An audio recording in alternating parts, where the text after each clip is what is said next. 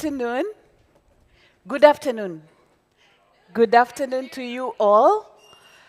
I know it's the last, possibly one of the last events for many of us, but that does not mean that our energies are low. It actually means that we have the closing energy, right? Please, if you could sit, come to the front for those of you who are too far back. We have a couple of seats at the front, and thank you for those who have complied already. My name is Dorothy Maseke. I am the head of the Secretariat at the African Natural Capital Alliance, and I also lead Nature Finance at FSD Africa, which is a specialist development agency. So welcome to this event. And today we are excited to speak about the G20 initiative on the bioeconomy and the bridge to COP30. And it is exciting that we have amongst us today an esteemed set of panelists whom I'm going to call up in a few minutes. But just to highlight them, we have Jessica Smith, the nature lead at UNEP-FI. We have Akim Doda, founder and CEO of Mwana INC. We have Simon Zadek, senior advisor, Nature Finance. We have Annelise Vendramini, head of sustainability at, please, forgive me if I mispronounce your, Fundasao Getulio Vargas, right? Thumbs up, so I've tried, right? And Marcelo Furtado, head of sustainability at Itoza. Hands of applause for this. Good. So what we aim to do today, we are going to highlight the transformative role of the bioeconomy in fostering what we call a nature-positive global economy, and more importantly, how international collaboration through the G20 and, of course, COP30 can advance sustainable development. And I know as we were starting this session, many came up to me and asked me what the bioeconomy means. And you're going to get to understand that today. We will highlight the bioeconomy's role in fostering a nature-positive global economy. We will also learn from Brazil, understand the commitment arising out of South Africa, and then we will also talk about the policy and finance piece. So ladies and gentlemen, allow me to welcome to the stage a video. I'm welcoming a video, right? On the bioeconomy that will give us the much needed context. The whole world is in this climate crisis and the biodiversity crisis. And so it's not about just the biodiversity-rich countries that need to respond, it's about the whole world. The high-level principles of the bioeconomy was agreed on within the G20 countries, and we will hear more about these in the future. Os princípios foram desenvolvidos, foram aprovados, e agora como é que a gente coloca isso em prática? O principal desafio do financiamento para a bioeconomia é destravar recursos. Para a gente poder escalar a bioeconomia no sentido de realmente usar a força que tem as soluções baseadas na natureza e em reduzir emissões e promover a biodiversidade, a gente precisa escalar também financiamento.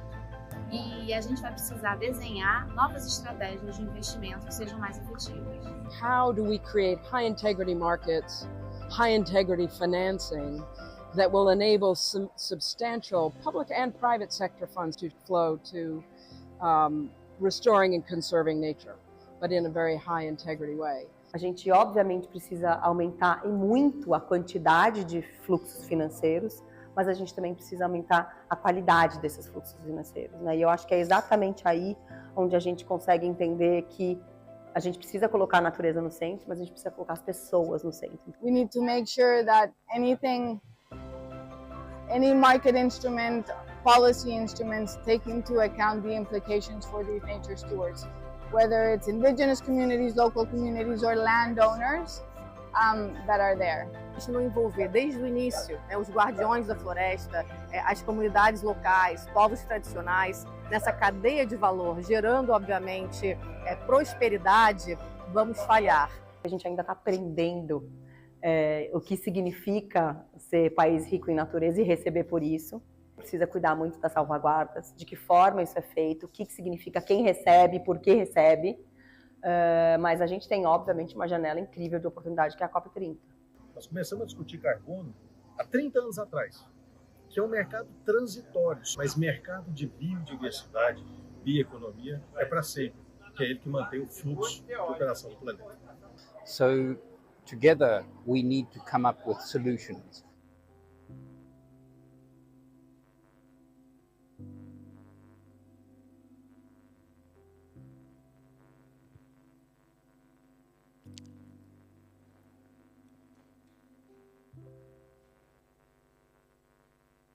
Great.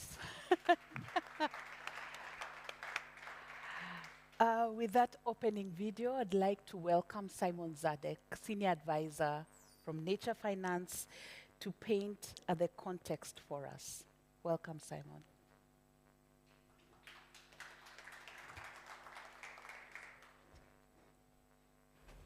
Is this your phone, Dorothy? Yes. Right. Thank you. Thanks, Dorothy, very much. And congratulations, you're all survivors. You've kind of made it to this point at building bridges, and it's much appreciated that you've joined us here this afternoon. I've got a few slides to go through and a short time to do it. So let me just sort of jump in, and hopefully I can make this somehow work. Yes. Okay, great. So it's one of those sort of, suddenly everybody loves the bioeconomy and everybody thinks it's really important. And we're all going to be involved in it. In fact, we're all experts immediately. But what on earth are we actually talking about here? And so I'm just going to spend a few minutes giving a little bit of a frame, which you may choose to disagree with, but is trying to kind of place what is not a new language, but is a sort of sudden outing of an old language into a much bigger conversation. So why are we interested in this? Well, it's about the bioeconomy, it's about the biomass, it's about biodiversity, recognizing the difference. It's recognizing that many nature-rich countries that are largely low and medium income countries are at risk, but also are not really extracting significant economic value from many of their natural resources. And if we actually are going to see an explosion of the bioeconomy globally, where nature is priced across many different markets and delivers far more value added, how can we ensure that those countries are kind of part of the action? And then investors know what clean tech is, and last year, it was $1.25 trillion invested in clean tech across the world. So they kind of get the decarbonization agenda, even if they're not quite doing as much as we would all wish. And then they go, nature, what am I actually investing in? Am I investing in trees here? Because, I don't mind trees, but I'm BlackRock. I'm not going to invest in a lot of trees. So what really is the investment landscape that we're talking about as we begin to think about nature finance through an investor lens? So, as I'm sure all of you know, Brazil took the bioeconomy to its G20 presidency. And if you want just a sort of one-point reference, when China took green finance to its G20 presidency in 2015, it transformed the way we all began working around green finance around the world. It wasn't the only driver, but it had a transformative cascade effect. And I guess I'm putting my bet that what Brazil has done in taking the bioeconomy to the G20 this year, it's not that it delivered something incredible and extraordinary immediately, but I think it will have the same cascade effect over the coming years. So what actually came out of the G20 initiative on the bioeconomy was, dare I say it, motherhood and apple pie. A set of high-level principles that frankly nobody could easily disagree with, although I have to say during the actual process lots of people disagreed with all the time. But it touches on some of the critical normative issues about how we need to think about the development of a bioeconomy globally going forward. It is about biomass, but it's also about biodiversity. It is about green, but it's also about equity issues. It turns out it's also about trade. It's also about all kinds of other aspects of the way in which the international economy really works. And we need to think about all that and how one builds that enabling environment of how do you measure it and is it credible and all of that, all of the sort of operating system that supports it. So this is like a first course. That's the end of the starters. And as we've already heard, there's a lot of interest in taking this forward into other parts of the international agenda, other international processes, as well as national processes, and ultimately what individual businesses are actually doing. Let's not get too lost in the policy clouds and keep coming back to what individual companies are actually doing. So what is it? So it turns out that nobody really agreed, so they decided not to have a definition. Isn't that fun? It's one way of resolving international cooperation conflict. Just don't decide on what you're actually talking about. And so this is why. Because you've got a bunch of countries and folks who basically think it's a socio-economy at a local level like the forest economy in the Amazon. And a bunch of folks that go, it's nothing to do with agribusiness, it's nothing to do with mining, it's nothing to do with biofuels, nothing to do with anything else at all. It's just that, and that's what we should focus on. Then you've got another whole bunch of people that go, no, it's everything that we grow, including technology-enhanced photosynthesis, so bioplastics, biofuels, biochemicals. You're still growing stuff, but you're giving it a technology flip, and that puts it into a different set of use areas, products, markets, and obviously value-making opportunities. And then there's another bunch of people that go, actually, we're talking biotech here. This is biogenetics. This is way up the technology value chain. The future of silicone is bio sort of conversation, and certainly the whole area of biopharmaceuticals is a kind of obvious case in point. And so when you look around the G20 table at the initiative on the bioeconomy, you've got Germany represented by the Ministry of Agriculture, South Africa represented by the Ministry of Science and Innovation, and you've got China represented by the high-tech department of the National Development and Reform Commission. It's a sort of perfect example of absolute confusion. But actually it turns out that doesn't matter that much. It's a spectrum. And there'll be different actors interested in different pieces of it, but they're all drawing from biomass and biodiversity. There's a common feature to this and a whole lot of implications to that particular feature. What is it? What parts of the bioeconomy implies what for human health? I talked about biopharmaceuticals, that's sort of at the top end, like Roche Pharmaceuticals, but also many new treatments and new ways of thinking about delivering health services across the income chain in many different parts of the world. What does it really mean for food and agriculture? Are we only looking at regenerative agriculture, one with improved soil turnover, good for carbon sequestration, all of that stuff? Or are we also talking about vertical farming and lab-grown protein? Is that part of the bioeconomy as well? Because it's saving nature. It's reducing the amount of biomass that's being used. It's actually becoming less dependent on nature. So we've got to think about openly, it's not just trees and everything we do with it, or wetlands and everything we do with it, or mangroves and everything that we do with it, or kind of good food that's healthy and organic and is grown around the corner. It's a lot more than that as one begins to really open one's mind to what this bioeconomy does and doesn't include. Just a moment at the sort of float level. I've already said the G20 is an opportunity not to make decisions in the G20. That's actually quite rarely how the G20 makes a difference. So, you read the stuff from the G20 and you go, Jesus, I could have written that on the first day. Is that really what all of these people got to after a year of intense work and driving around in planes the whole time? The real story is how it cascades into the capitals of those countries. The real story is how it drives policy, strategy, pricing, financial regulations, all sorts of different things. That's the bit to keep your eye on. Not the stuff in the room, but the stuff out of the room. And that's true with the G20, and we hope that South Africa will pick up the bioeconomy in its G20 presidency, not yet committed to, at least not publicly, although we understand privately. We know that Brazil is going to take the bioeconomy into the action work streams of COP30, and that's going to be really important. The linkages to climate are actually underexplored. We think maybe Canada will take the bioeconomy into its G20 presidency, into its G7 presidency next year. There's already this initiative on, what's it called? The initiative on nature positive economies that exists within the G7 that was established by Japan 2 years ago. So, there's a sort of place for it to go there. And there are others. For example, ASEAN.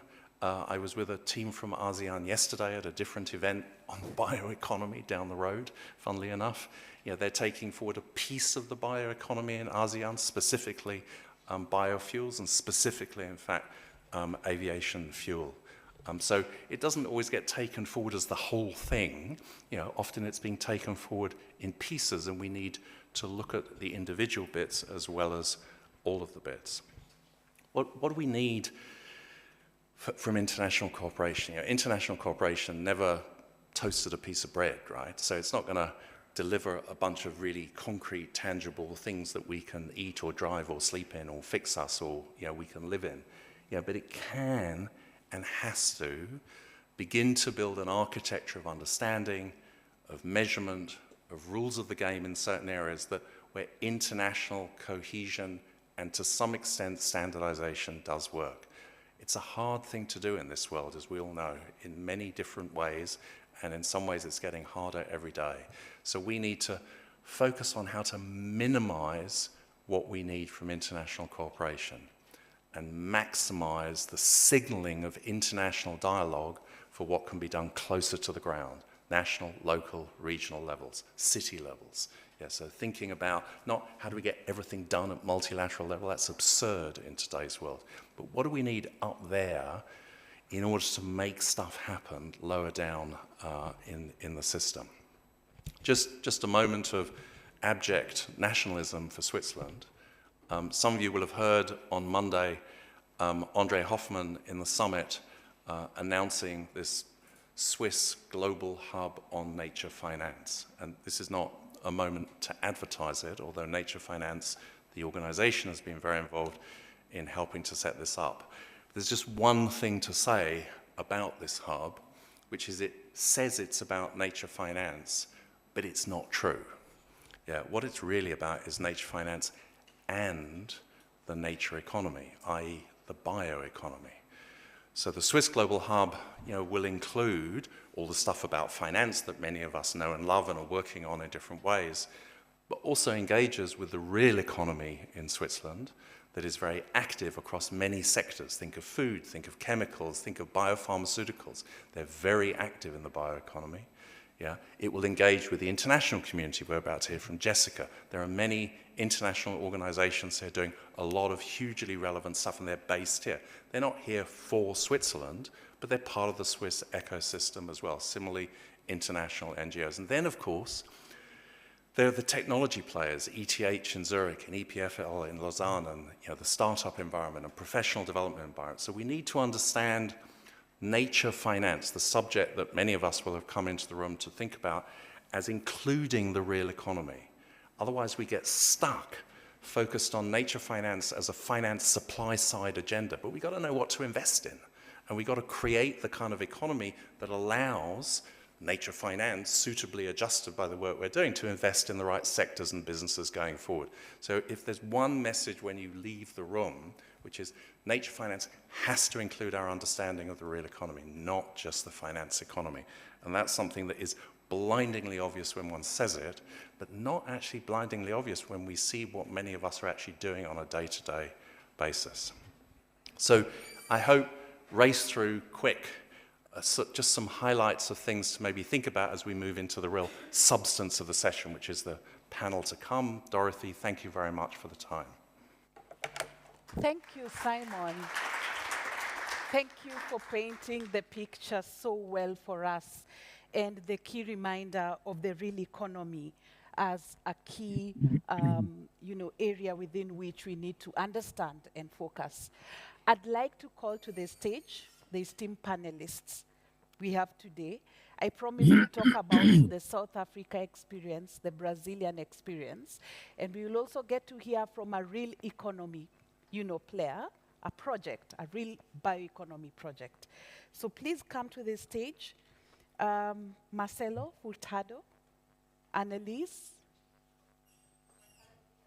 Oh, okay, yes, Marcelo is online, great. Annalise, Jessica, and Akim, please welcome to the stage.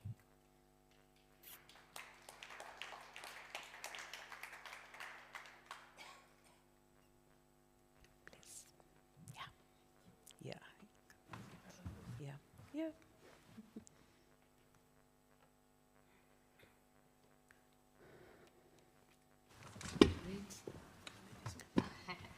Good. So is Marcelo online? Is he online? He was there. Great. Let's have, good to see you, Marcelo. Very good to see you. We'd like to understand from you this afternoon, what lessons from Brazil global initiative on the bioeconomy do you think South Africa can take forward or reassess as they assume the G20 presidency? Well, first of all, thank you very much for having me over here. A year ago, when I was here at Building Bridges, we were actually launching the outcomes from our task force on nature markets and already indicating that it would be fantastic if Brazil were to take the bioeconomy into their presidency. And therefore, it's actually quite a big pleasure to be here telling the story now about what happened since last Building Bridges and this edition. And I think that, as Simon outlined, it's not only about getting the high-level principles approved in the final communiqué, a communiqué that happened when two wars were happening at the same time in the world, a very gridlocked COP29 and a COP26 that actually did not end. So a quite complex world, a quite complex financing challenge for all these different conversations, and yet we succeeded to get the bioeconomy into the radar. And again, as was outlined, the very important thing about it was the ambition that this would then cascade to the real economy. And I think the learning lessons, if I were to put it very bluntly, is number one, do it with others. And the way we worked as a support group to the Brazilian presidency was galvanizing a group of 22 organizations from private sector, financial sector, academia, civil society, think tanks, and contributing together to the discussion about the scope of the bioeconomy as was outlined, discussing about how to finance the bioeconomy, what are the challenges, and so on. Number two was, it was not led by one ministry in Brazil. It was a combination of Ministry of Foreign Affairs, Ministry of Environment, Ministry of Finance, and Ministry of Science and Technology. It was the work around four ministries combining their efforts that made this more than a ministerial push or more than a governmental push, an actual expression of the Brazilian society desire to see nature valued in the real economy. The third element that I would say for success was a lot of engagement and a lot of listening to the other peers of the G20, understanding what are the concerns, what are the opportunities. And in general, I think what everyone was agreeing at the end of this year process was that, number one, we must transition our economy towards a bioeconomy that is positive for climate, nature, and people. But number two is we need to do that with actual concrete projects on the ground that can actually generate jobs and income and can address and not enhance the equity challenges we have already challenging us on the nature or on the climate conversation. So I would end by saying that probably more happy than adopting the principles, which a lot of people clapped in the room, was the announcement that South Africa was already in conversations with Brazil to take the initiative of bioeconomy to its presidency. And we're really looking forward to the moment we see that happening live and in color in South Africa. And I think that the discussion we had at Building Bridges last year helped us actually bring more elements of how financing that bioeconomy could happen and how important it was to engage with the financial community and their concerns to move this agenda forward. So I hope that next year, what we will have here is not only a panel discussing how we move the bioeconomy to COP30, but also how did we move the G20 bioeconomy presidency of Brazil to the South African presidency of that debate. Thank you, Marcelo, for painting the context and, more importantly, reminding us where this has come from. I think it's very critical. You have shared some key lessons with us. The need to involve peers, the need to involve more ministries. And Jessica, you have done some work with the G20 Sustainable Finance Working Group out of South Africa. Why is South Africa a good country to lead on this? And are you willing to take on the lessons shared with us today? Can you hear me? Yes. There we go. Thank you, Dorothy. And just to be clear, I can't speak for the South African government. So our colleagues at UNDP have been providing the Secretariat for the G20 Sustainable Finance Working Group. And over the summer, we provided 3 recommendations papers, which were very well received around financing an inclusive, equitable, nature-positive economy. And many of the recommendations in that paper are very reflective of the principles that were outlined. And we really see the second principle that's quite social and inclusive being extremely high on the list as quite important. So, as I said, I can't speak for the South African presidency, but we are hopeful that they will take it forward. And I see South Africa as an extremely good ambassador for this and having a very strong potential to show leadership. So, first of all, I think everyone is familiar with South Africa's history before 1994, and many of the large protected areas of South Africa were established in very violent ways. So the nature conservation sector had a terrible reputation to start in 1994. And in order for the beautiful assets of the biodiversity assets that South Africa has, that we are all familiar from the tourism literature, to be maintained, they really needed to transform their conservation approach to be a lot more equitable and inclusive and to focus on jobs. Now, I wish it was a more recent study, but there was a very fantastic study done by the South African Institute, or the South African National Biodiversity Institute and the University of Cape Town back in 2019 that showed at that time around 500,000 jobs were coming directly from biodiversity. And interestingly, for every 1 job in conservation, it actually yielded 5 more jobs that depended on the assets that were being conserved. So that's extremely powerful. South Africa also innovated the ecological infrastructure approach and looking at nature as part of the infrastructure. So many of you will remember in the news the day 0 when Cape Town was running out of water and the need to think about these assets very strategically. So the Development Bank of Southern Africa and again SANBI, the South African National Biodiversity Institute, really brought forward a lot of project finance, infrastructure finance methodologies to get infrastructure investments in these ecological assets that were creating, underpinning a lot of economic sectors like agriculture. Also, South Africa has one of the world's strictest pension regulation ESG legislation. So it's called Regulation 28. And despite that, many of the South African pensions, and I note the Government Employee Pension Fund, have incredibly high performances. And this is particularly true if you look at the context that they're actually operating in and the fact that they have to invest so much domestically. It's really beyond expectation.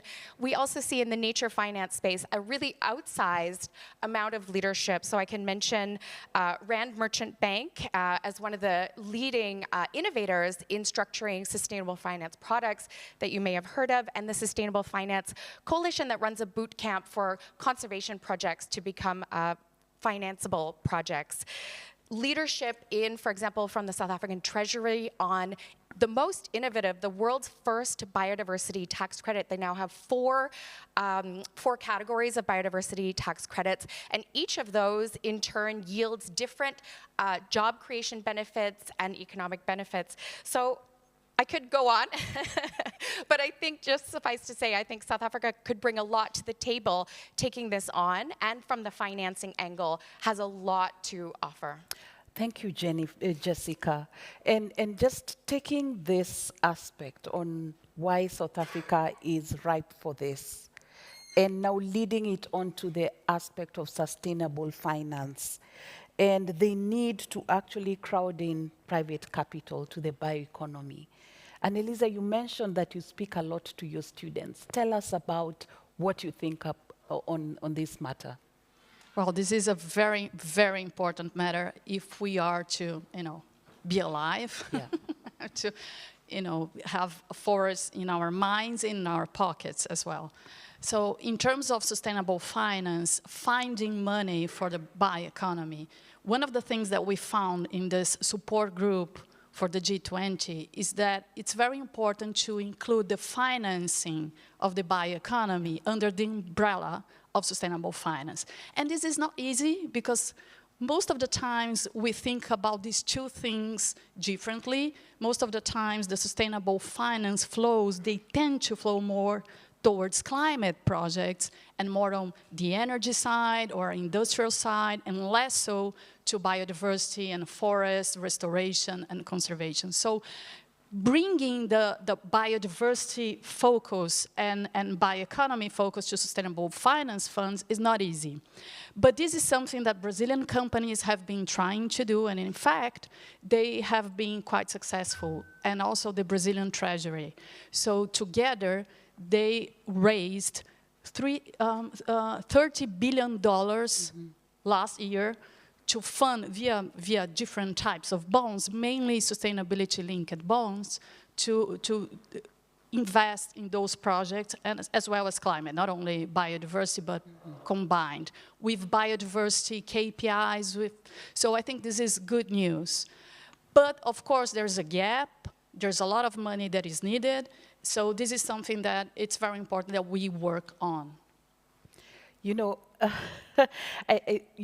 We've spoken about sustainable finance and why it's needed. We've spoken about Brazil and the lessons. We've spoken about South Africa, why it's important.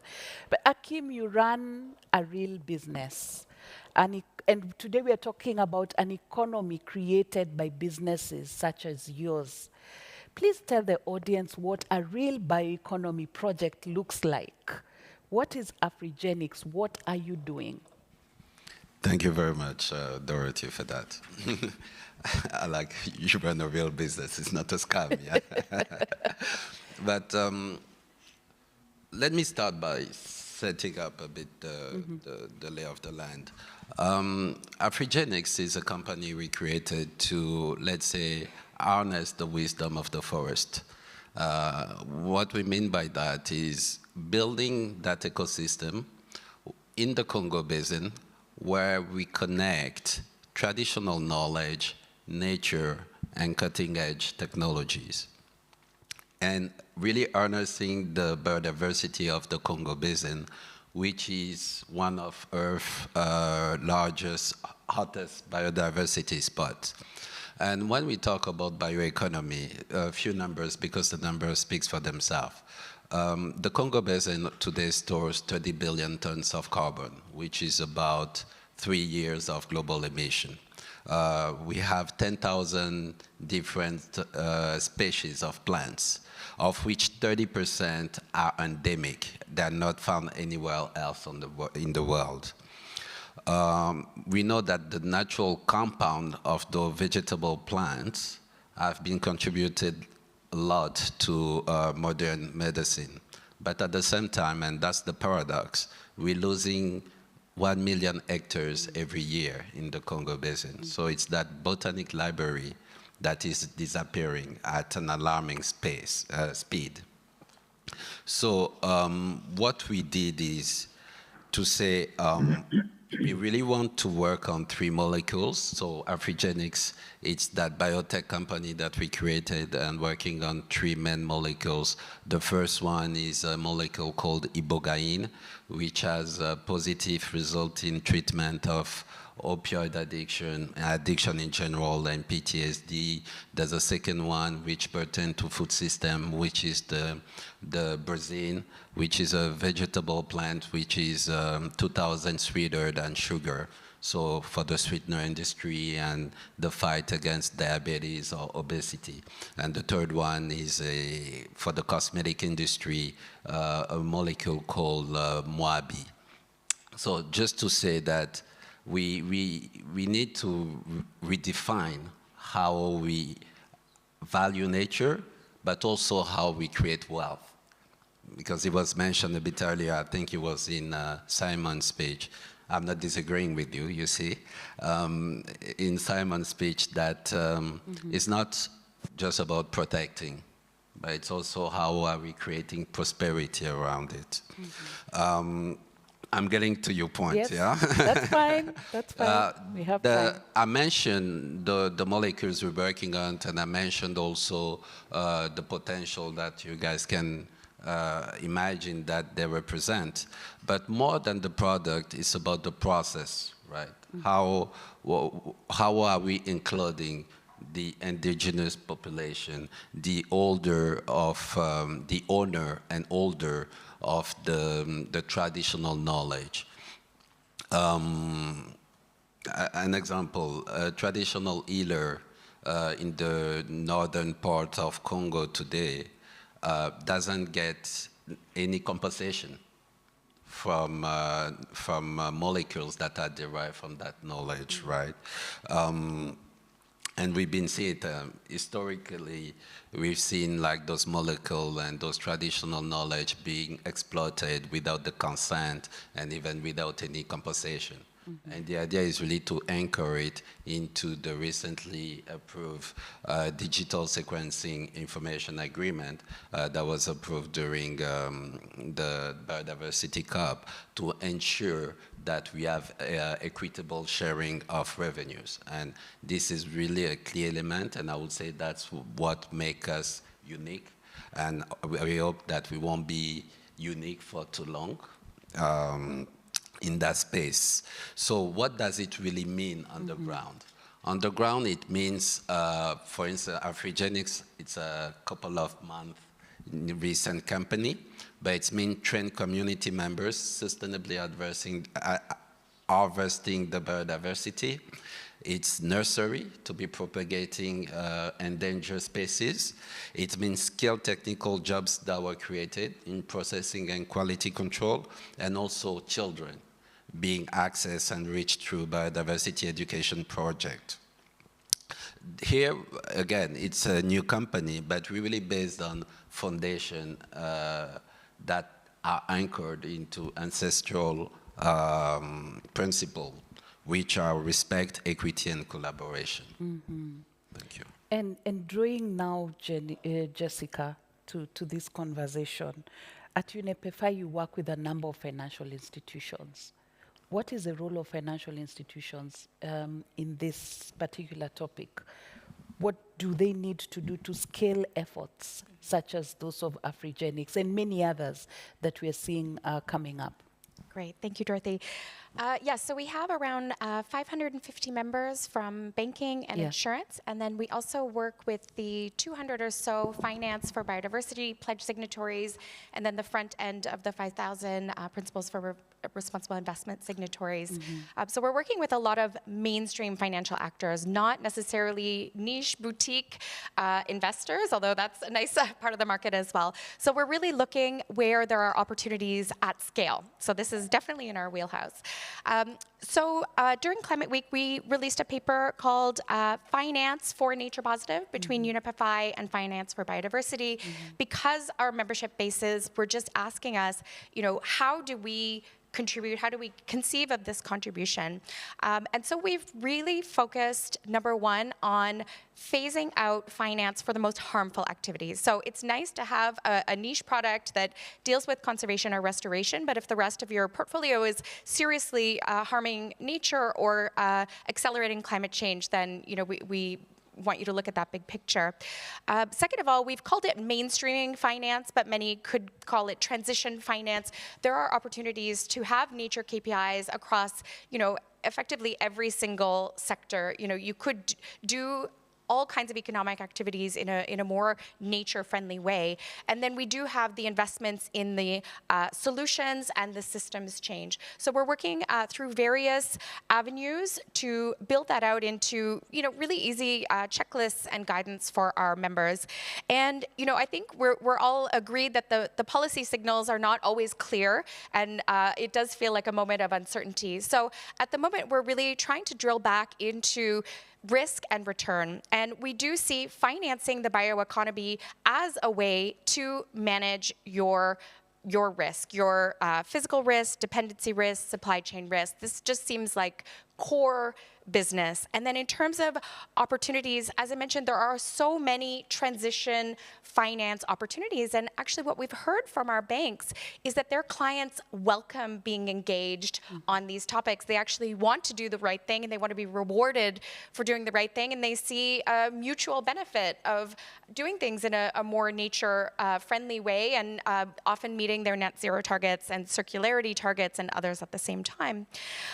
We also see that those financial institutions who are acting now give policymakers the certainty that actually this is the way to go. This is the way to go for returns where we're hitting the physical limits of our planet. We cannot change that.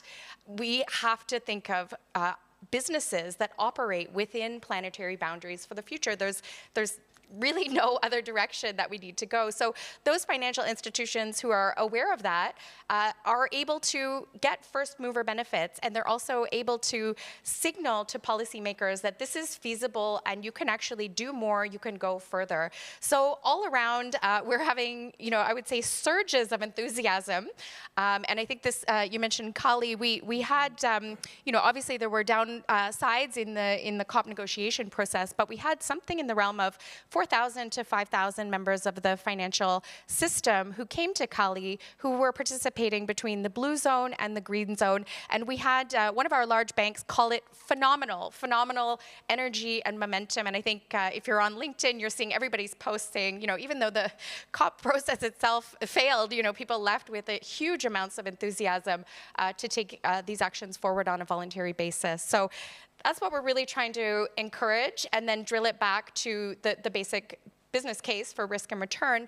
And we do have a publication out as well I can mention called Nature in the Boardroom, how to then show that benefit to the C-suite and make sure that there's a coherent approach across the entire financial institution. Yeah, in fact, Jessica, they say that was one of the largest representation of the real economy and financial sector in a COP. So that was quite encouraging.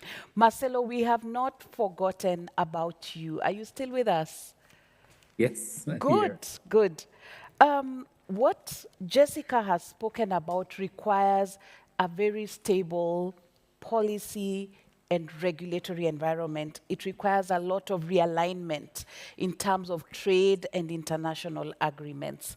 And just want to hear from you your insights regarding alignment of international efforts and linking that again to Brazil's ability to leverage its leadership position, or Brazil's need to leverage its leadership position.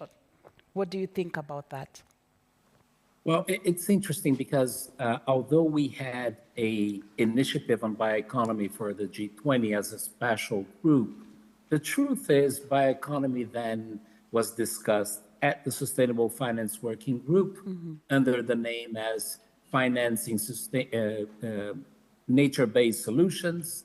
We also had bioeconomy discussed on the Task Force for Climate Change. The point is, the bioeconomy was discussed everywhere the economy was being discussed.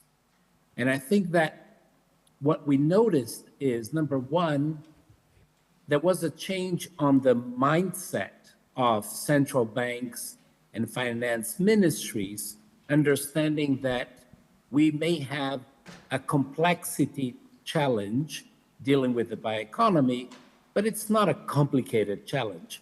It's like any other finance challenge where the ideal scenario is you have good regulation, good public policies, you have a good trading environment, you have good financial tools, and you have a good appetite from an investment community to thrive on it. What we have also on the background that we have to remember is we have a climate crisis and we have a nature crisis. And as it was said throughout the event that we are here today, there is no economy without nature. And nature and the climate is changing because we're reaching a beyond 1.5 degrees scenario. Just earlier today, we launched this report on food systems responding to it, but equally the bioeconomy will have to respond to it, which means that we can have bioeconomy that is actually probably not good for climate, not good for nature, not good for people. So how can we ensure that the bioeconomy we're talking about flows on that direction? And I think that that comes to the alignment conversation.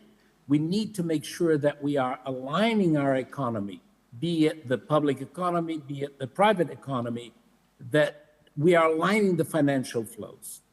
However, that can be done not only with innovative new instruments that maybe don't even exist. Actually, we can do that using traditional financial instruments that are already in place, already well known to the investor community, but simply with a goal, with an aim, with an adaptation to the bioeconomy. And I think Akin's intervention connects very much to that, because if you were to change the molecules that he mentioned to pharmaceutical inputs or to technology elements, like now the famous agent of ChatGPT, then investor would be very comfortable investing on it. So I think that the gap we're facing right now is not a gap that we're really missing tools, we're really missing frameworks, or we're really missing projects. The challenge we have currently, first of all, is a mindset challenge. A mindset challenge that we need to understand that unless we value nature, we're not going to make this transition.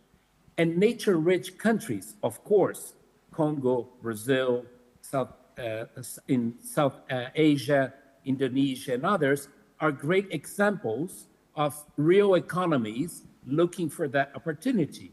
But I love the examples given in the earlier remarks presented by Simon, showing how Switzerland can benefit and participate on that.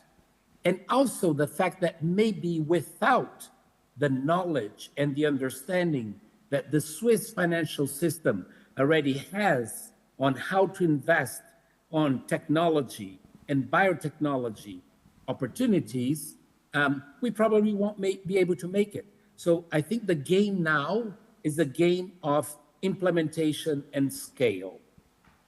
Thank you. The game now is a game of implementation and scale. And the real challenge that we are facing, according to Marcelo, is a mindset issue. the frameworks are there, the work has been done. Annelise, tell us what your understanding is in terms of what Marcelo has indicated. The role of nature-rich countries, how can they add value to the bioeconomy sectors? But I also want to ask you maybe a trick question. Can you have a bioeconomy that is not sustainable? Yes, you can. Yes, we can. How is that? Because as we were mentioning before in this panel, it's very important the equity and fair sharing of benefits of the bioeconomy. So the social side of the sustainability equation is very important if we are to make bioeconomy sustainable. So that's very important. And it's very important for nature-rich countries because of the social dilemmas and all the things that we have to overcome to give people a decent means of life. So for instance, in the Amazon, the Brazilian Amazon, we have 33 million people living in the Brazilian Amazon. It's a lot of people. And those people have the standards of living, they are below the Brazilian average. So we're talking about people with lack of sanitation, access to electricity. So a lot of challenges over there. So that's one aspect of thinking about bioeconomy in a sustainable way. And another aspect is if we use biodiversity as biomass without taking into consideration the limit that we can do it in a sustainable way, we can extract a lot of biomass to foster bioeconomy and at the same time generate a problem for biodiversity and natural capital. So we have to be very careful when talking about bioeconomy because we have to bring in the sustainability principles to that discussion. Otherwise, we're just buying ourselves another problem. But going back to the means of implementation, I think that's one very, very important aspect of the bioeconomy. Discussing on the real economy side of the bioeconomy. So places like Brazil, Congo, and South Africa, we have policies, we have regulations that are already in place. So in the case of Brazil, for instance, we have approved the national strategy to bioeconomy. We have a plan, it's a green industrial plan, which is very interesting. So it's placing biodiversity and natural capital at the center of the industrial plan for Brazil. We have a plan also to increase restoration and increase conservation efforts from 2025 to 2028. And it's going to need a lot of money. So means of implementation become really important and really key, especially if we are, in this next 5 or 10 years, it's going to be really important. Thank you, Annelise. Marcelo has talked about, the Swiss financial system. We're in Switzerland this week. Akim, what do you need to scale? How does financing look like from where you sit? What's your experience? What's your wish list? It's Christmas, Christmas time. And I think Marcelo mentioned it, right? It's a mindset, right? We need to rethink how we approach nature and how we finance it. Bioeconomy is not the typical quick return investment sector that some ventures are used to. Right? This is more a generational opportunity. And it has to be approached in a layer way. And the way we are approaching it, at least, is looking at it in 3 layers. You do need an important role from the philanthropy that can provide that catalytic funding that can jumpstart the engine, for instance, to do the biodiversity mapping, training the communities, which are elements that conventional financiers overlook.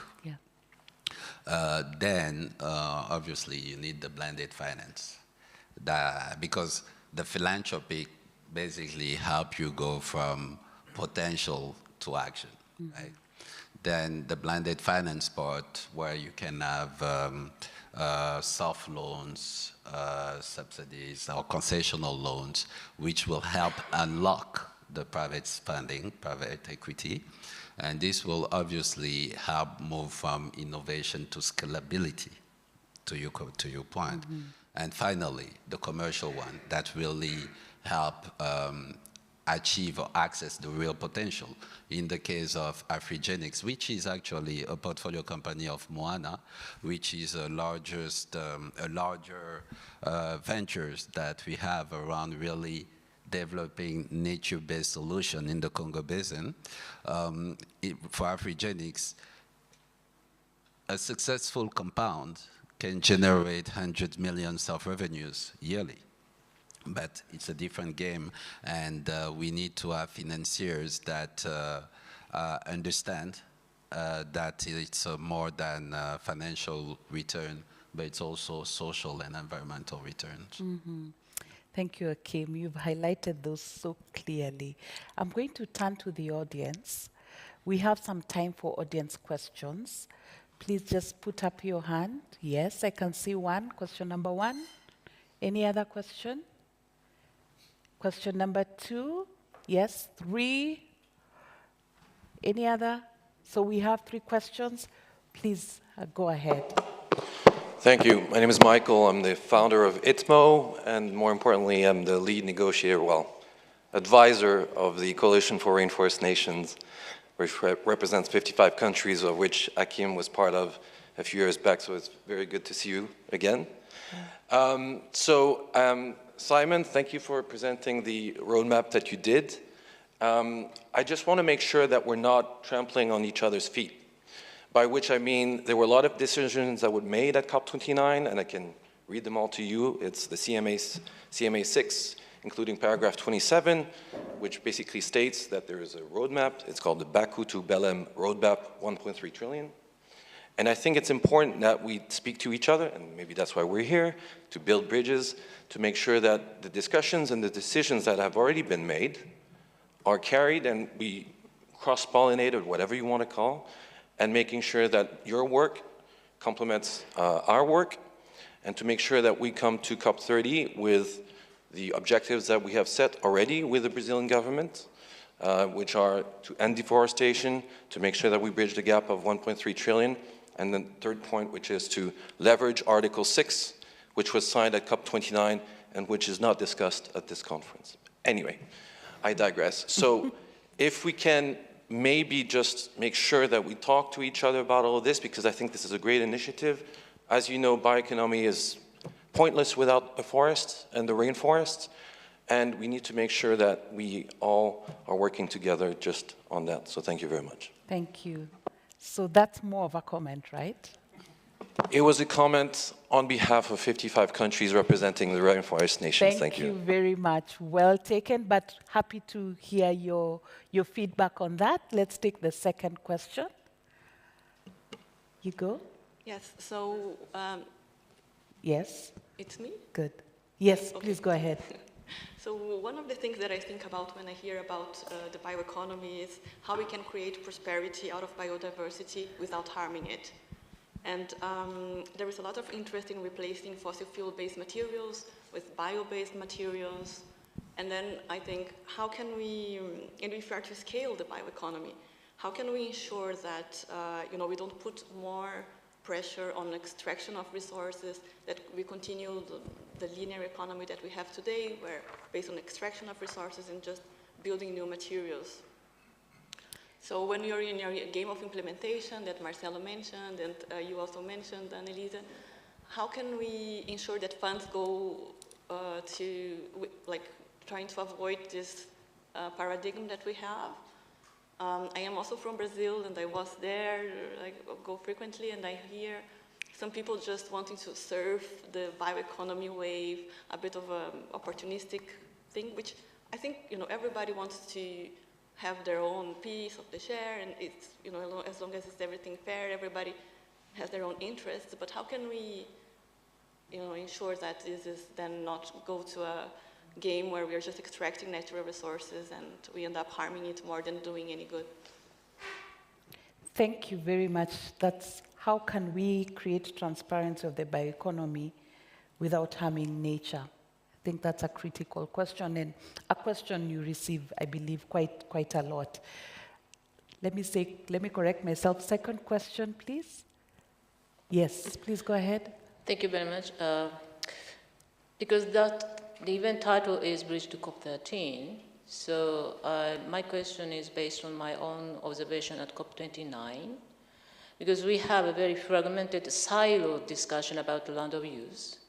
Well, for instance, IPCC said that we need a huge amount of the carbon removal to reach net zero. And in my remember, that is 2/3 of the surface of India, or twice of India's size. But at the same time, we need to feed people. So we need land for agriculture. We need the land for carbon sequestration. And also we need another type of land used for carbon sequestration. This is CCUS, or, well, CCS. And then coming a bioeconomy. For me, it's, again, a kind of another add-on of fragmented discussion.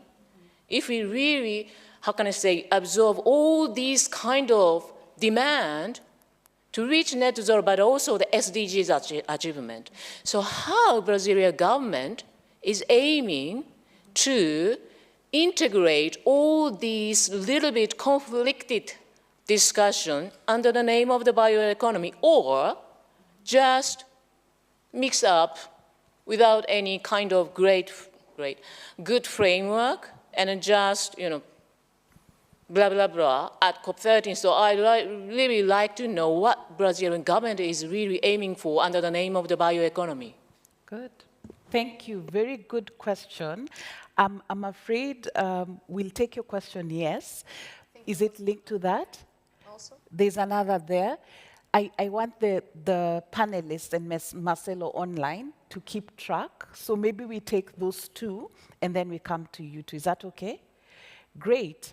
So who will take the question on the fragmented discussion that seems to be happening, and what Brazil's leadership is going to do to put all this together for the sake of the future and also aligning it with the SDGs?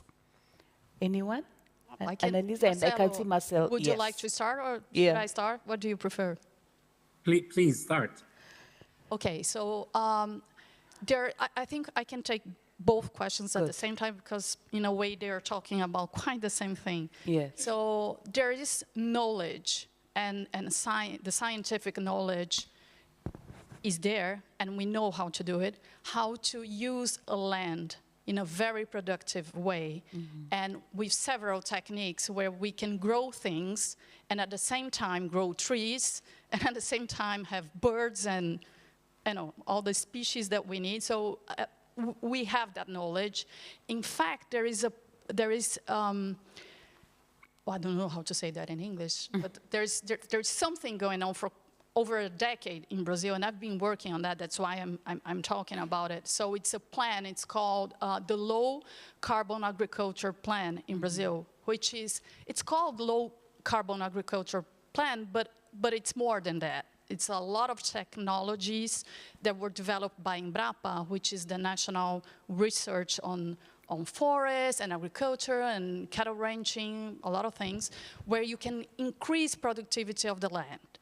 So the knowledge is there, and it's proved. It's not something new, something that we don't know how to do it. So the real challenge is the means of implementation. So in fact, doing that in all piece of land all over Brazil, growing food systems, but at the same time keeping different arrangements, so then we can do all the things that you have listed, which are all very important, as you have mentioned. So the challenge is the governance and the means of implementation, not the science or the ways of doing that. We know how to do that. And in fact, we have been doing that in certain parts of Brazil for quite some time. And that also speaks to your question in the same way. So we know how to do it. We have the science. We have people who have been doing that for quite some time, but the real challenge is governance. So governance and how we can organize the systems in a way that, we have transparency, monitoring, and verification. Good point. And if I hear you saying it in very simple English, it's not so much the what, but more of the how, which is a challenge. Good. Marcelo?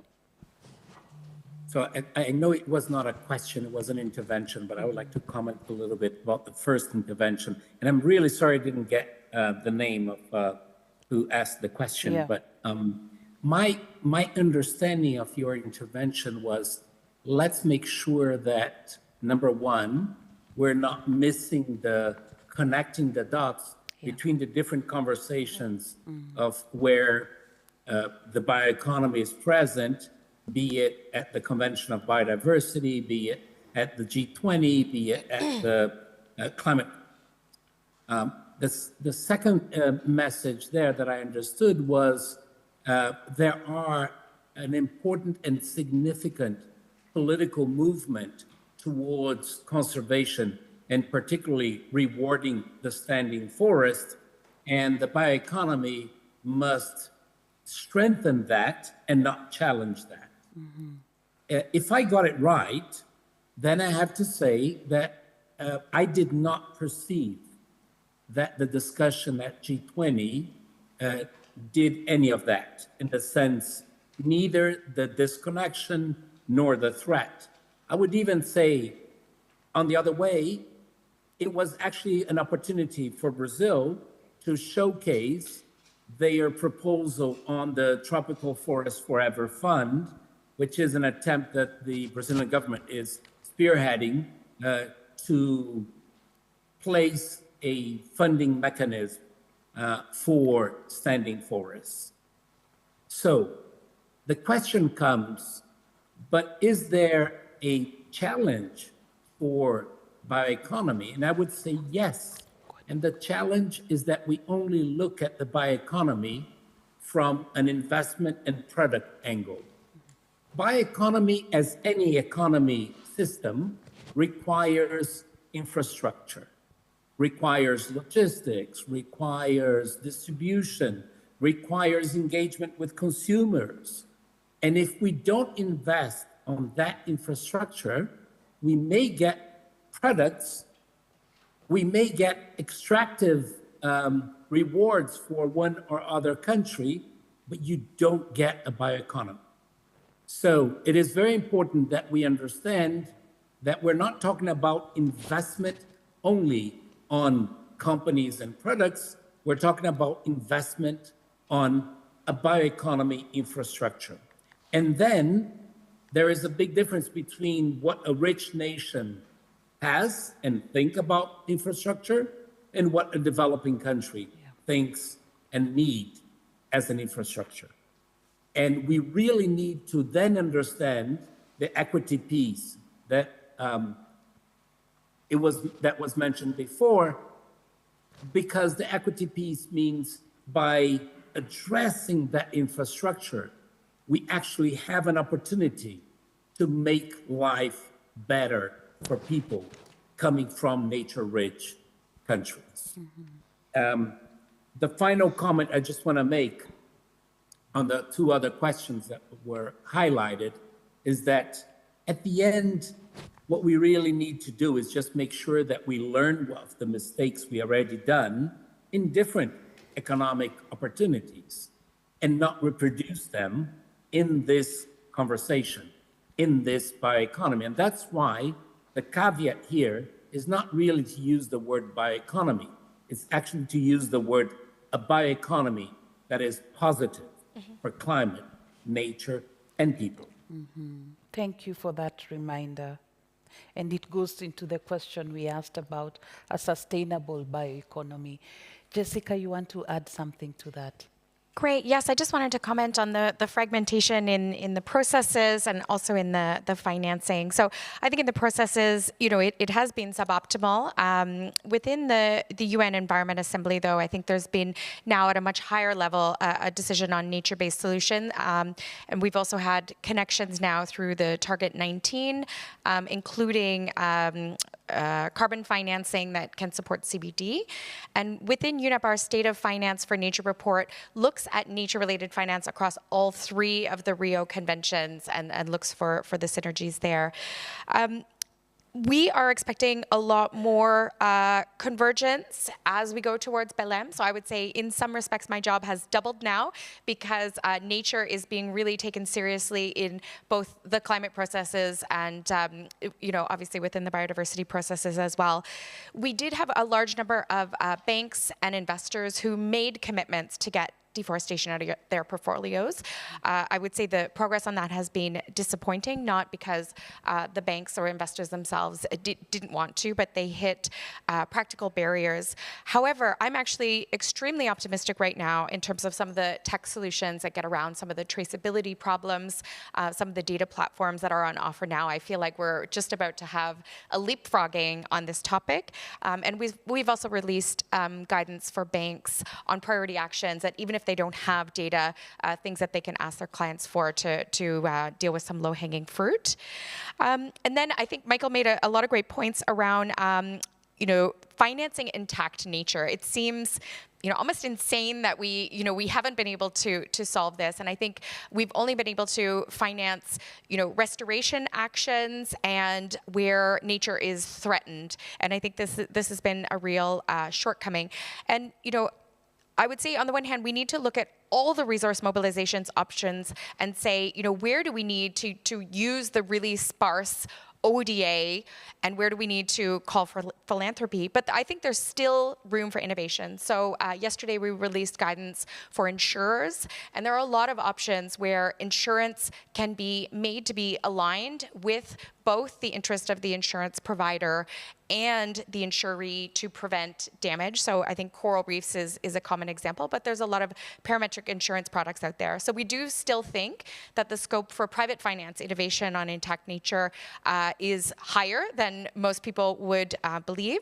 But we do also advocate, for example, conservation, basic income, or other kinds of public finance or philanthropic finance, where, for example, stewards of nature may have pressures or drivers to damage nature, and we need to give them at least a living basic income, recognize their rights, and there's a lot on the rights-based approach that can be helpful here. And I think a lot of these measures, they're not huge in terms of the actual cash amounts. It's just getting them to the right place in the right structure that makes a big difference. And there's a lot of great examples. So although I think the big picture is challenging, I'm encouraged that there's a lot of great leadership and examples that are lining up. And I hope to join you all in Belém, and I think we can really celebrate some of the achievements that have been made, and then really drill down on where we're not making progress right now. Great, thank you.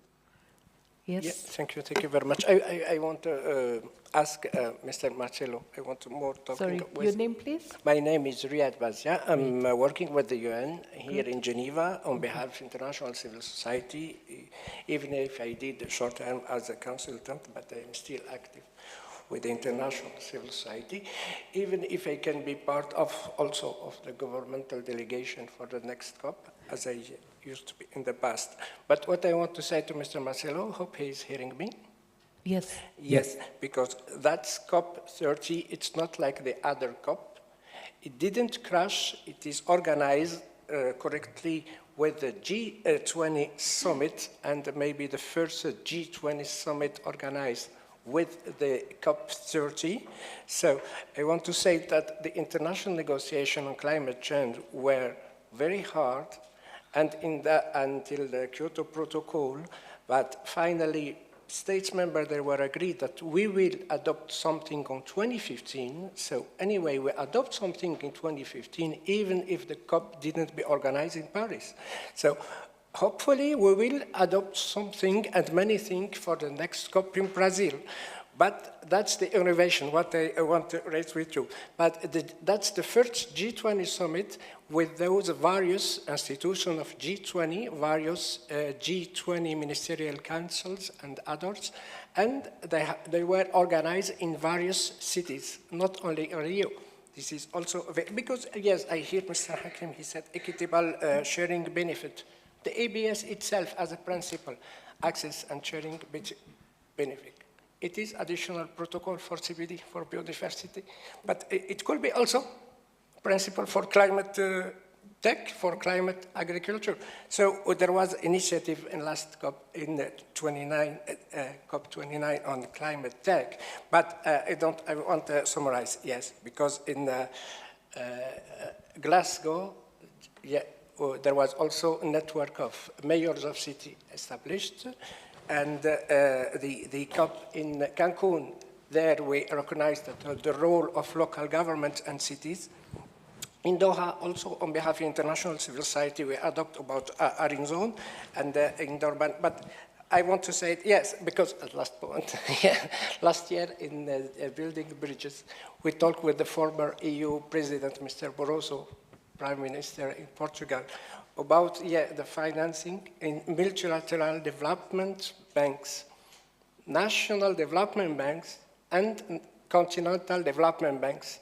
And that's new development banks, which is BRICS banks. But anyway, the G20, the first ministerial council established by the G20, it used to be G20 Ministerial Council, Finance Ministerial Council, and also central bank governor, they have also a meeting between each other. But I want to say that we have already a draft on behalf of the international civil society, because biotechnology is more opportunity.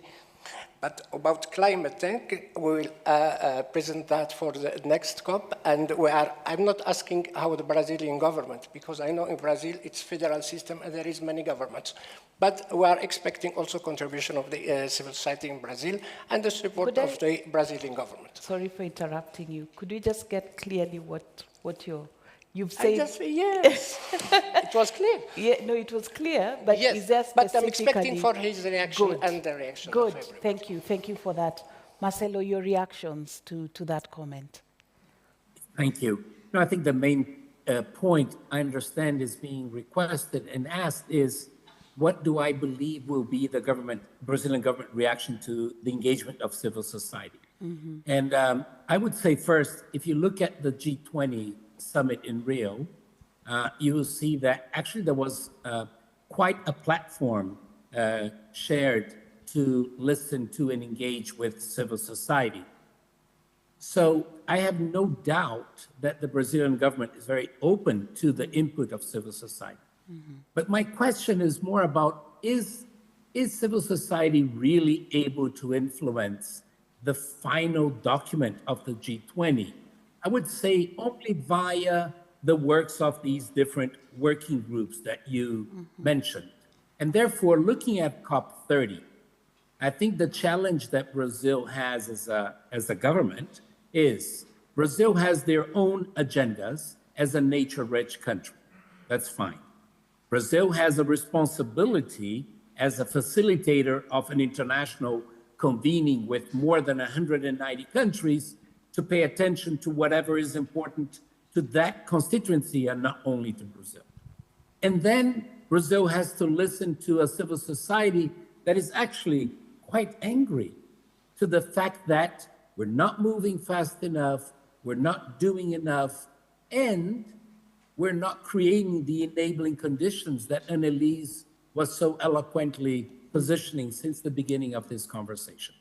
And I would say that that is a call not only from non-governmental organizations, that is a call from the scientific community, that is a call from private sector, that is a call from religious groups. I think if there is one thing that everybody is united, is in agreement that we're not doing enough, we're not doing fast enough, and we need to be faster, bolder, and much more ambitious.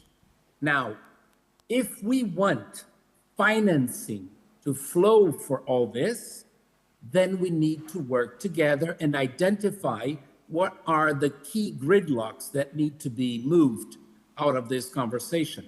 And I think that the bioeconomy offers, from the social bioeconomy to the high-tech bioeconomy, opportunities for us to use existing infrastructures. I'll give you a Brazilian example. Just the investment on agriculture from the Brazilian government on a year basis is near $100 billion a year. So we already have a lot of money flowing into what could be a positive bioeconomy for nature, climate, and people. But for that, we need to work on making it positive.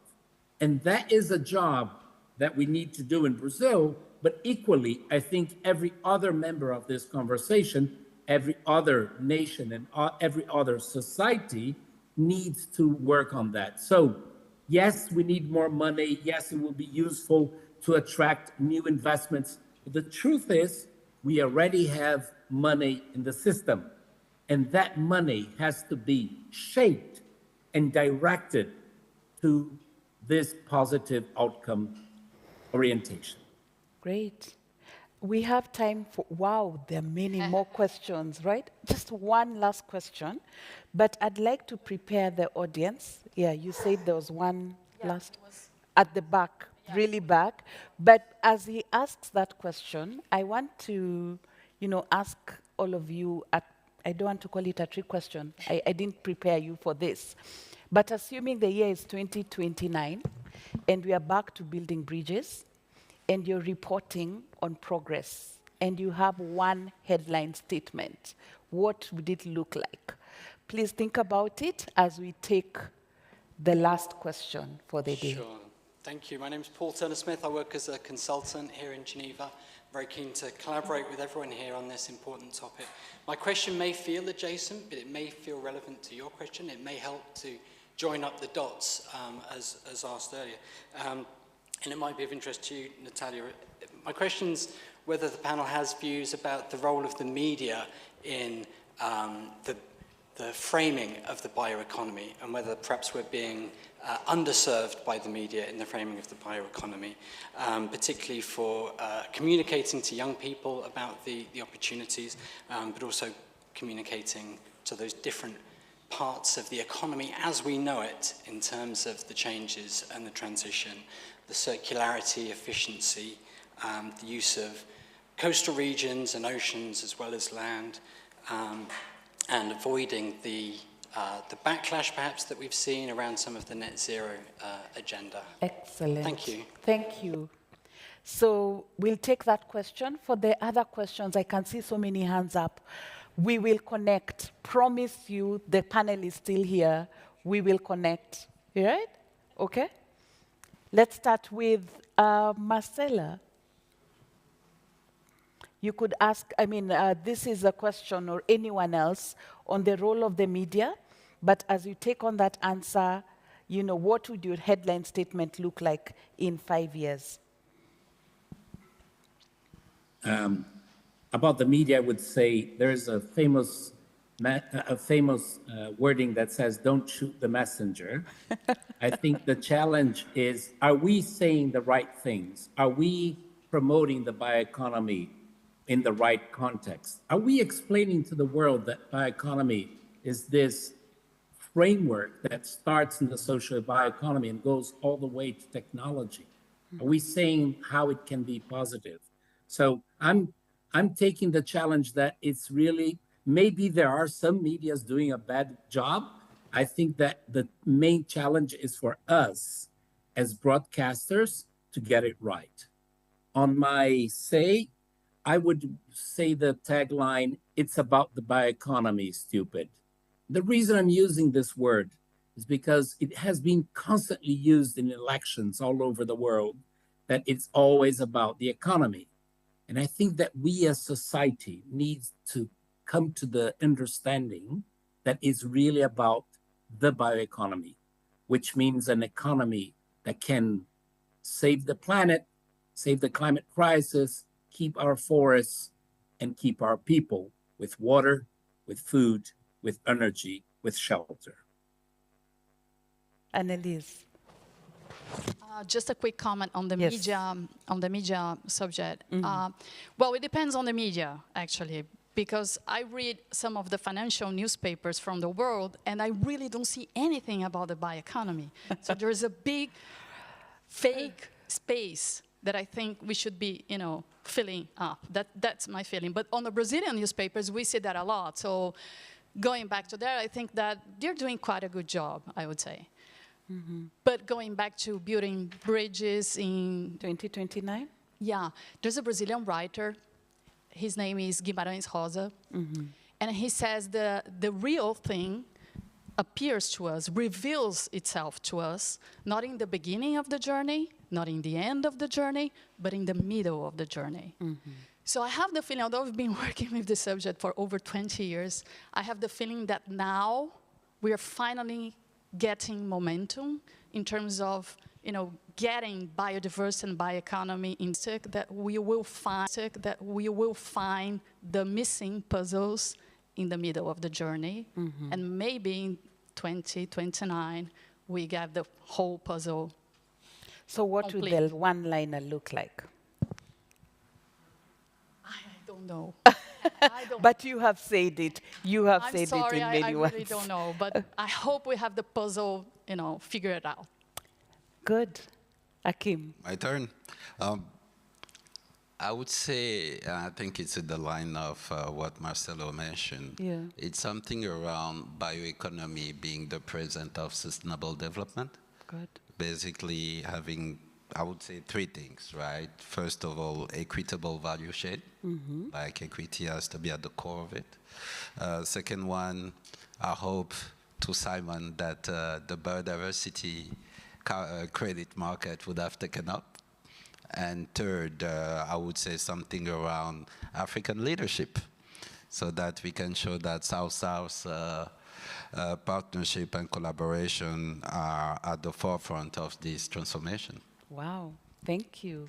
Jessica. Yes, mine is similar. So my headline would be regional leadership and leadership from nature's stewards. So if I could just give a moment of context, when we had the COP in Cali recently, we had 100% of our LAC region members who came, and they actually asked us to organize a finance day for their region focused on financing the bioeconomy. And we had 8 CEOs who stayed from 8 a.m. to 8 p.m. to talk about financing the bioeconomy. So we'd love to see by 2029 very significant portfolio composition into the bioeconomy that's also tracked to the National Biodiversity Strategy and Action Plan and NDC targets of countries, so that it's actually meeting countries' needs. And then, within the leadership from nature stewards is also that it becomes normal business to actually go to nature stewards, indigenous peoples, women, local communities, and ask them what they need, and also involve them in designing nature markets as a matter of routine, going back to that principle 2 of the bioeconomy.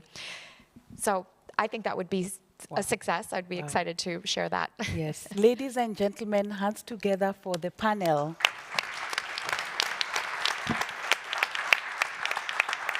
And with that, I'd like to welcome Simon to give us some final reflections as we close the session. Welcome. Please stay. Please stay. Yes.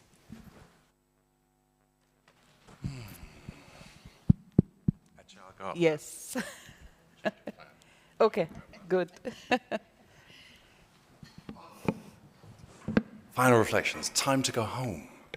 Time to go home. That was an amazing session, and I just wanted to recognize that, notwithstanding the brilliance of the panel, what makes a good panel is the moderator. So if you join me in just thanking Dorothy very much.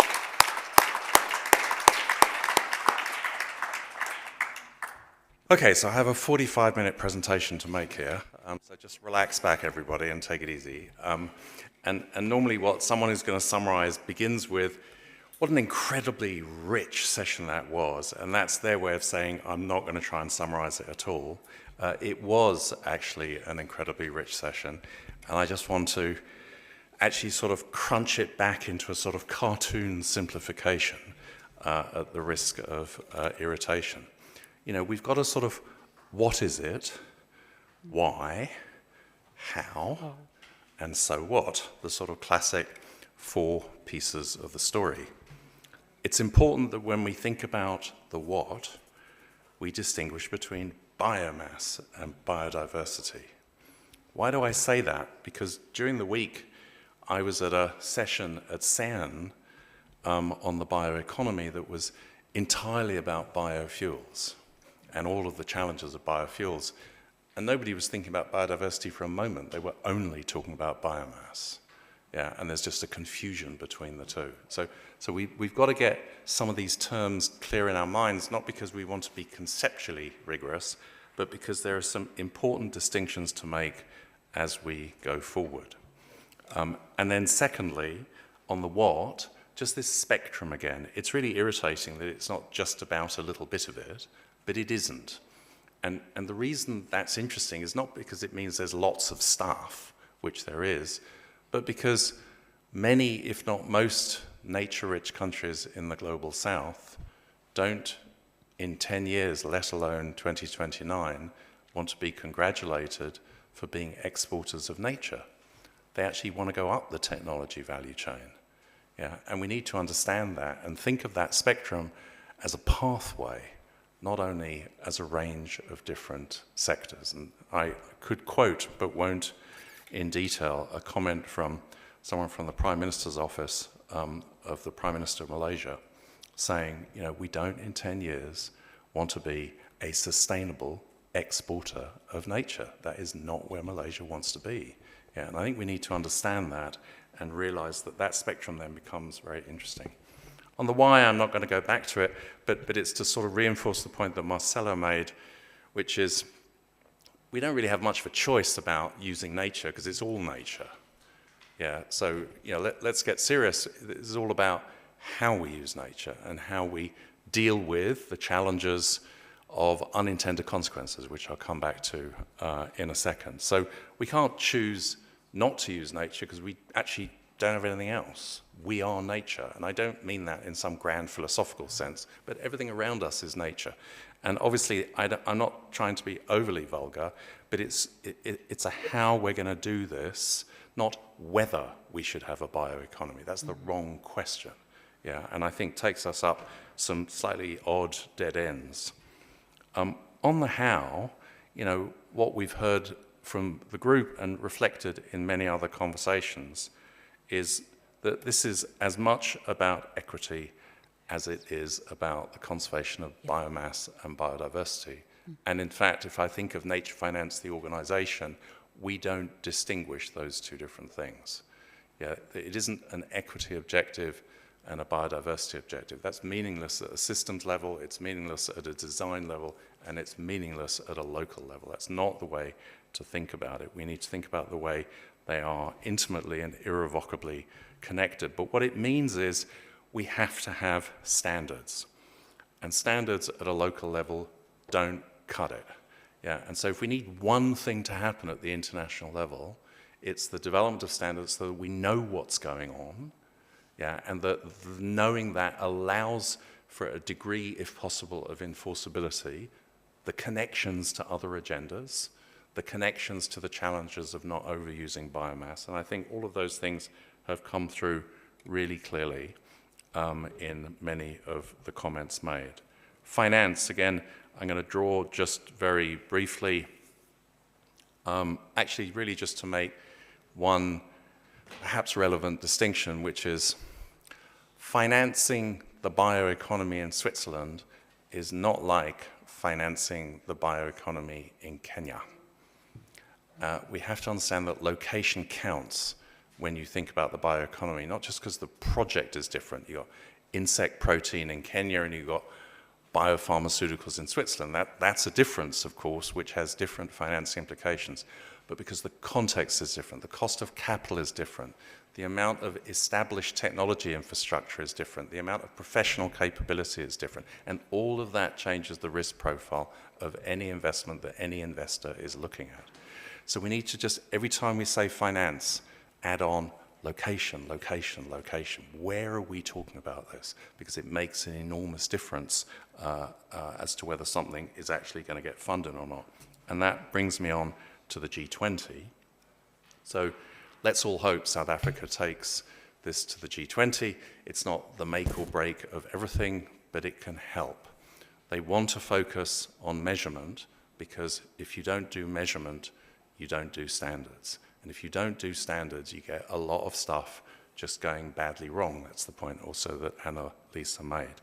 They want to focus on finance, and they want to focus on financing bioeconomy trajectories, pathways in low and middle income countries. So that encompasses industrial and economic strategies and also the way financing connects to that. And they, not surprisingly, want, if they can, to build a platform at an Africa level, but that may be relevant also elsewhere. So with a sort of concluding nod, I would encourage us to sort of keep working on this. I feel all of the comments made have been fantastic. I think the connection, very much back to your points, Jessica, of sort of getting the nature finance community to think about that real economy kind of much more actively, it seems a really important part of the story. And you, particularly in UNEP-FI, that have a sort of ecosystem that you work in, can play a really important role in connecting the dots when Mark Halley and others can help to do that at a Swiss level as we move forward. So once again, thank you to the panel. Dorothy, thanks very much. On behalf of Nature Finance, thanks also to the sponsors. And most of all, thanks for hanging on and wishing you an incredibly good evening and weekend. Thank you.